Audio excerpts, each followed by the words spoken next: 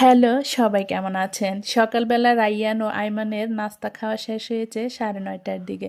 তো আইমান বুঝতে পেরেছে এখন রাইয়ান তৈরি হয়ে স্কুলে চলে যাবে। এজন্য সে আগেই ব্যাগ নিয়ে নিয়েছে। রাইয়ান তাকে ব্যাগটা কাঁধে দিয়ে দিচ্ছে। তো এখন আমি রাইয়ানকে তৈরি করে দিয়েছি। রাইয়ানের স্কুলে বার্ষিক পরীক্ষা চলতেছে। তো রাইয়ান অনেক জোরে দৌড় দিয়ে স্কুলে চলে গিয়েছে আইমান যাতে তাকে খুঁজে না পায়। কিন্তু আইমানও তো কম চালাক না, সে ভাইকে এদিক ওদিক দেখতে না পেয়ে জুতা জোড়া হাতে নিয়ে ভুম একটা দৌড় দিয়েছে। তো আমি তার পেছন পেছন যাচ্ছি। অবশেষে তাকে কুলে করে বাড়িতে নিয়ে আসি, কিন্তু সে কোনোতেই কান্না থামাচ্ছে না। তো আর আব্বু বলতেছে আইমানকে তৈরি করে দাও, আমি স্কুলে নিয়ে যাই। এখন আইমান তৈরি হয়ে বাবার হাত ধরে স্কুলে যাচ্ছে। তো বাবার সাথে ঘোরা শেষ করে সে বাড়িতে চলে এসেছে, হাতে একটা ললিপপ নিয়ে, সেটাই আমাদেরকে দেখাচ্ছে। তো ব্যাগটা যেখান থেকে নিয়েছিল ঠিক সেখানেই রেখে দিয়েছে মাশাল্লাহ।